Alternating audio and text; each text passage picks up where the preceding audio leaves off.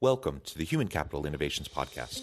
We're your source for personal, professional, and organizational growth and development, where we share original research, explore industry trends, and interview executives and thought leaders from across the globe.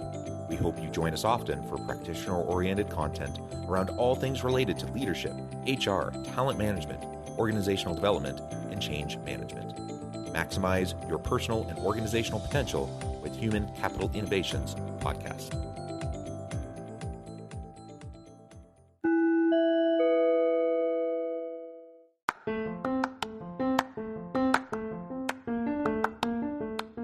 Do you enjoy the Human Capital Innovations Podcast? Enjoy ad-free listening by going to the Patreon page, and please consider contributing even at the producer or sponsorship level. And please leave a review. Thank you for your support.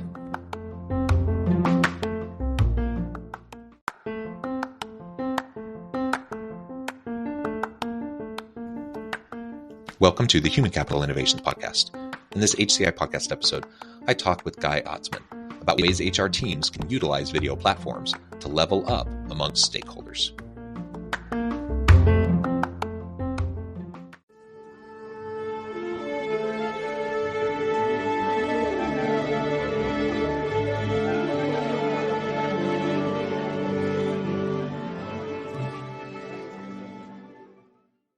Guy Atzmon, welcome to the Human Capital Innovations Podcast.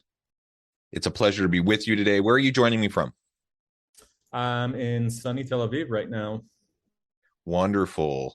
And I imagine it's quite late in the day for you. I'm south of Salt Lake City in Utah, so it's morning for me. It's a pleasure to be with you. It's a pleasure to have a chance to chat and to tap into your expertise around video platforms. We're going to be talking specifically about ways HR teams can utilize video platforms to level up amongst stakeholders. As we get started, I wanted to share Guy's bio with everybody. Guy Atzmon joined Sunday Sky to form and lead the in-house creative department. Today, he oversees personalized video solutions for global brands, implementing them into their vertical offerings and platform strategy. Guy started his career as a freelance print, web, and video graphic designer for the fashion, nightlife, and film industries in New York. And in 2003, Guy joined Rhino FX, a top visual effects and design studio. His work at Rhino FX gained him the prestigious First Boards Award for up-and-coming talent in the motion graphics field. His work was also featured in online and print publications such as Shots, Boards, MotionGrapher.com, and many more. In 2007, Guy joined the creative department at BBDO Israel, one of the top advertising agencies in the world. Really a tremendous background, Guy. Anything else you would like to add by way of your background or personal context before we dive on into the conversation? Yeah, I've always been very attracted to both art and design on one hand, and then computers and computer science or the world of technology on the other hand. And the beginning of my career, it was kind of which one do I choose? And then as my career developed, I find a home to cater to both my passions at Sunday Sky. So I've been doing that for the last 13 years. Yeah, and tell us a little bit more about Sunday Sky. What your role is there, what Sunday Sky is, what types of products, services Sunday Sky is putting out, and then we can get more into zoom out a little bit and talk more about video platforms generally and how HR teams can utilize them. Sure. So Sunday Sky is a video platform that helps any user really to create, optimize, distribute, and most importantly, personalize videos through our platform through self-serve tools. Basically, if you can use PowerPoint, you can use the Sunday Sky video platform to create very compelling videos. And again, with an added bonus of personalization within the video itself. So you can segment videos, you can tailor videos to the end user, integrate data into them. Very powerful and compelling tool. As far as my role, I joined originally to form the creative team 13 years ago when dinosaurs roamed the earth. As the company grew, I grew with it. I've been kind of between New York and Tel Aviv my whole life. So at a certain point, I moved to our New York office, spent 8 years there, and then came back to Tel Aviv a couple years ago. Today, I am Chief Product Officer at Sunday Sky and General Manager of our Tel Aviv office. Yeah, that's really, really cool. And again, doing some really great creative stuff and the merger of technology and art, I think is always a fascinating topic to explore. And as you mentioned, self-service video platforms allowing for, easy to use. You don't need a lot of editing skills or technical skills to be able to use it. I think that's excellent. So let's talk about how this can be used in teams, and we can talk about teams generally, but HR teams more specifically. In what ways have you seen organizations trying to utilize the platform, your platform or other video platforms, to try to build and support their teams and really connect with stakeholders? Yep. So I'd say, first of all, historically, maybe Sunday Sky originally focused or traditionally focused on marketers and service providers within organizations, within really Fortune 200 companies.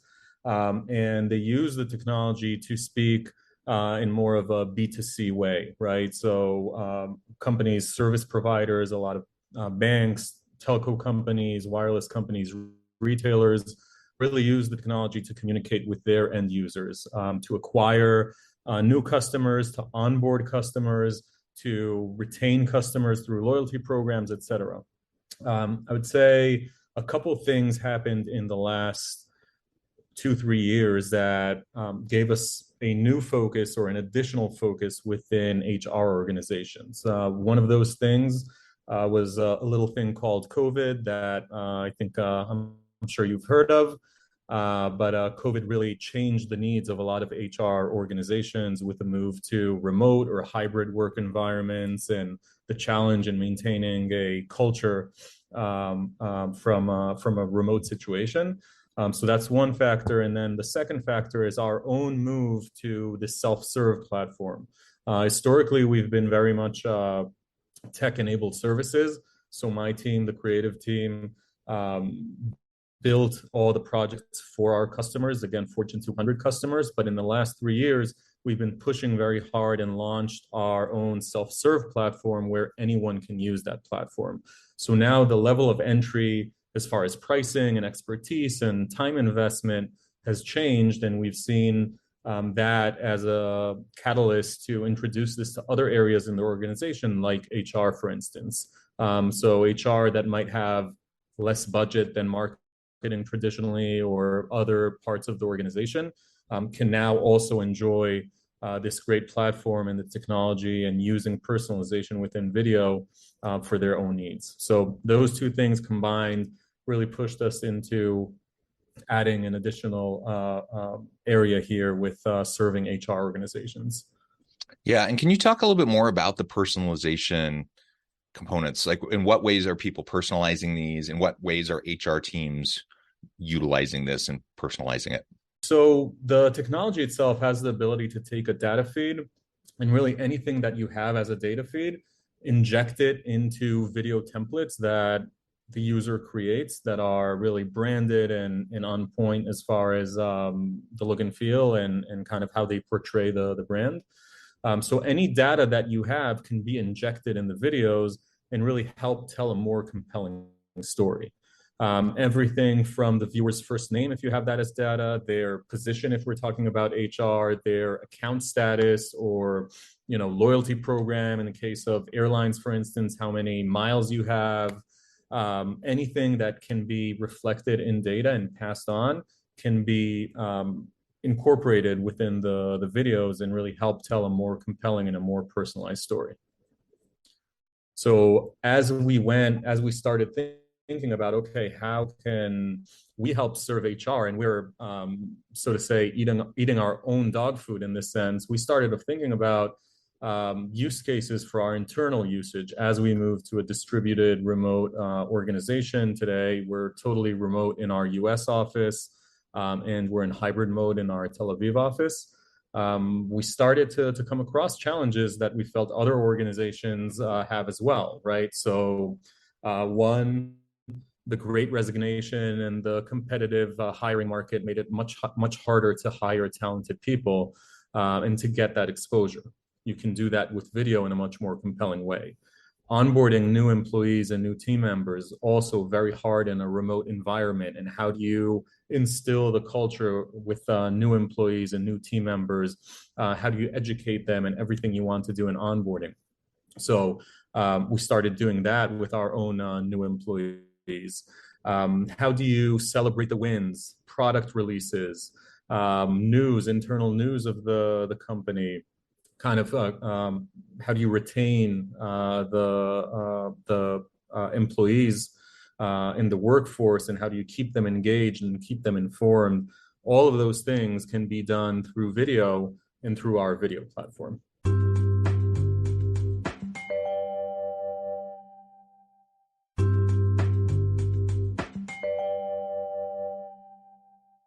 Yeah, and like you said several times, video is just more engaging and more compelling than, I mean, certainly more so than a static like policy manual or an onboarding manual that someone might get when they join an organization. And if you have a remote team and you're trying to embed culture and shared values and everything with your remote distributed team members, and all you really have is like a PDF of the policy manual to send them and maybe an onboarding checklist and a few things like that, and then you have like a video chat with them, that's pretty low bar. I mean, that doesn't really accomplish a whole lot.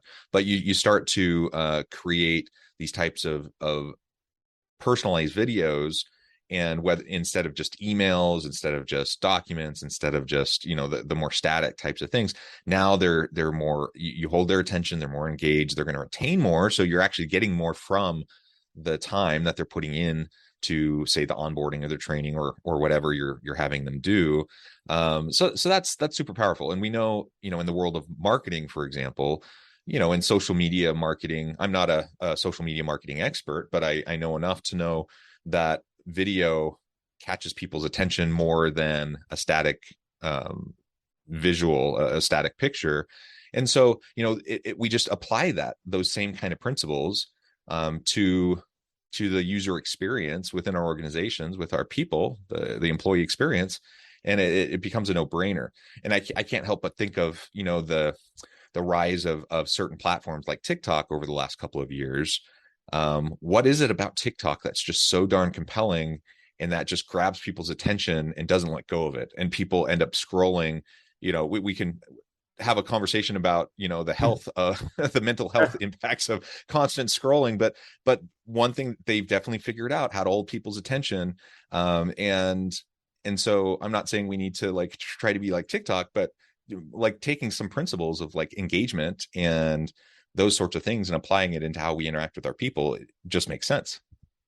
Yeah, absolutely. And really, it's a 1-2 punch here, right? So the first layer is the use of video on its own is already more compelling than a PDF or a welcome email or even a welcome packet, what have you, all the traditional ways. Video has become an expectation, right?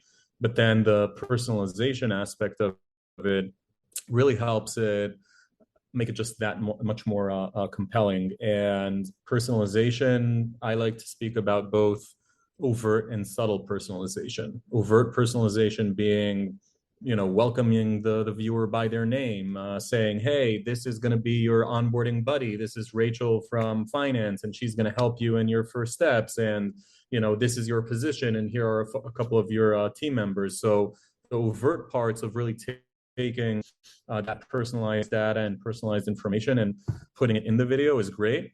But then also, and, you know, as important is also the relevance of the messaging. So we have the ability for each one of these videos to tell a little bit of a different story, and include and exclude scenes or messages based on different parameters. So for instance, an onboarding process for someone in IT won't look like an onboarding process for someone in finance. It's not, they don't go through the same steps, right? So they shouldn't get the same video.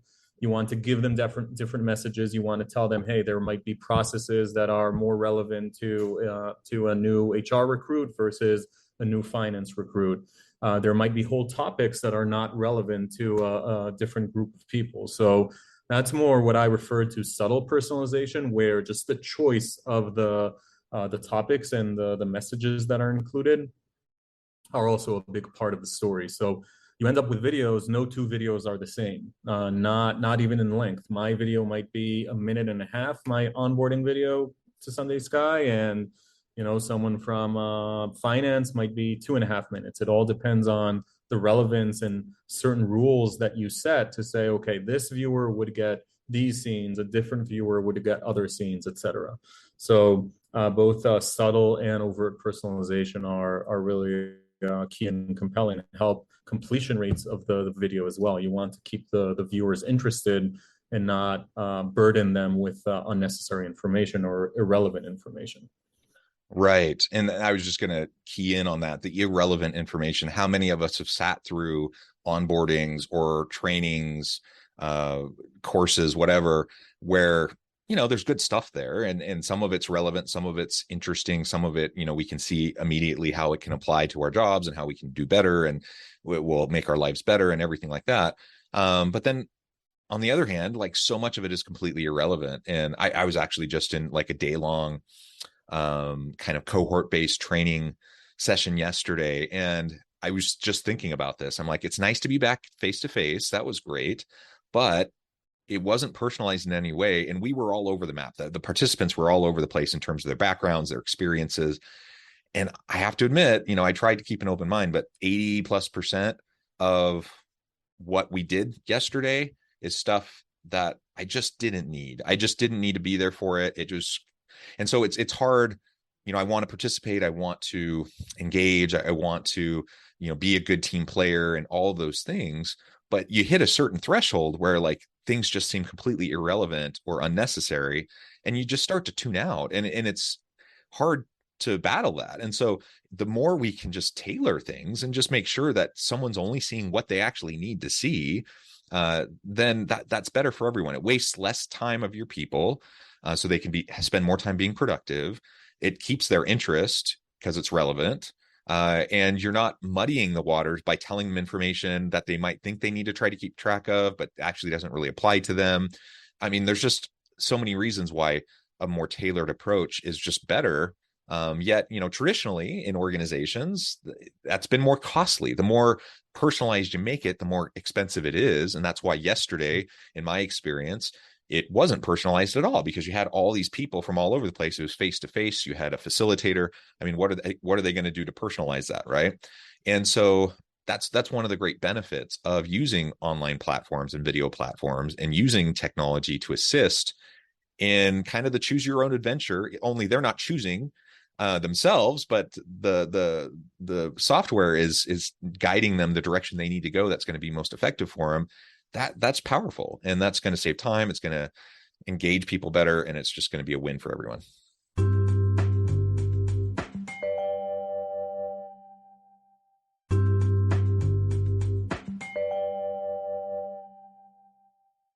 Exactly. Yeah. I'd like to maybe refer to a couple of the points you made. First, from an experience perspective, I think there's a generational component here that's coming into play, as well as just a general expectation for us as humans and what we interact with, right? Of course, our jobs are very important to us, but we also, at the end of the day, we kick back in front of Netflix, or, we do our shopping on Amazon. We get our podcasts from Apple or your favorite platform. All of those companies are providing a level of a personalized experience, right? When I log into Netflix, I don't see my home screen is different than yours, right? And again, both subtle and overt ways. Like, I have my list, but also, I don't know if you know this, the thumbnails of visuals on Netflix are different for different people, right? So they A/B test and they optimize like what is going to be the most compelling poster image for Ozark. That might be different for me than for you. So there's a certain level of expectation from our personal life that we're importing into our work life. There's also a generational thing going on where attention spans, of course, are, without again sounding like a boomer here, the expectation or the attention span with some of the younger generations going into the workforce. They just grew up in a different way than us Gen Xers, or at least I'm a Gen Xer, grew up, and we have to accommodate for that to keep our people engaged, etc. So we need to rise to those expectations of how they're interacting with information outside of work, and bring some of that into the workplace as well to keep people engaged, etc. So yeah, that's kind of one thing around attention spans, etc. And then you made another point that I wanted to refer to, but right now maybe it'll come back to you. But yeah, I think, again, we're not saying that it's never helpful or appropriate to do face-to-face. There's a lot of power in getting together in person, and that's why organizations, many are coming back to the office or doing hybrid arrangements. But the new world of work requires us to have some more flexibility, and more teams are more distributed. They're going to continue to be more distributed. And we're going to have to really figure out how to do this virtual world better. And while there's some downsides to not being together in person, there can be some real benefits as we design personalized systems to meet the needs of our people. And so that's what you're doing. I know other organizations that are doing the same thing, and it's just so important. And I think it's going to help every organization. Yeah, that was actually the second point around, the effects of COVID and distributed work, and non-physical environments. I know I was worried in the beginning, especially as a manager, like the inability to kind of feel my team and really experience and brainstorm and do some of the more kind of interactive activities live. That was very concerning going into the pandemic. And I think we've found our ways to deal with that. We've also always been a little bit of a distributed organization because we have both the Tel Aviv and the New York office. But then there are certain advantages that came up in the last couple of years, where we see people consuming information in asynchronous ways and working in hours that are more comfortable for them, and choosing how to consume information and how to consume updates, etc., different formats, be it Slack, be it email, be it systems like Confluence, etc. So that flexibility actually gave us more productivity in certain areas, and again is pushing towards tools like our tool as well, that really helps make video more accessible, and it's no longer in the hands of just the creative team or highly trained professionals to create video. Now with tools like our own and other tools out there, people can create video much more quickly, much more independently, keep the kind of production value that you would have from professional video, but at the same time do it independently and really move faster and more independently, both as individuals and as teams. So yeah, it's exciting times. There's a lot of opportunity. Yeah, excellent. Well, Guy, this has just been a really fun conversation. I've really appreciated my time with you today. Before we wrap up, I just wanted to give you a chance to share with listeners how they can connect with you, find out more about your team, and give us a final word on the topic for today. Yeah, sure. So sundaysky.com is, of course, our website. You can learn more about the technology there. You can ask for demos. We're very happy to share our platform and hear what they think about it, etc. So please visit sundaysky.com. For me personally, I'm Atzmon8 at Twitter. I'm Guy Atzmon on Facebook and Instagram and everywhere else, LinkedIn. Yeah, that's where you can find me. Wonderful. Thank you so much. I encourage listeners to reach out, get connected, find out more about what Guy and his team can do for you. And as always, I hope everyone can stay healthy and safe, that you can find meaning and purpose at work each and every day. And I hope you all have a great week. Do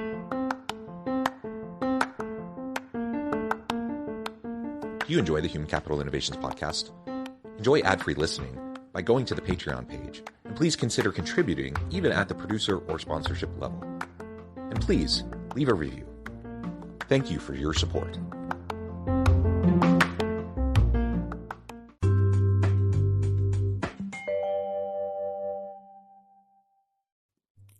Thanks again for joining us for this episode of the Human Capital Innovations Podcast. I hope you stay healthy and safe and that you have a great week.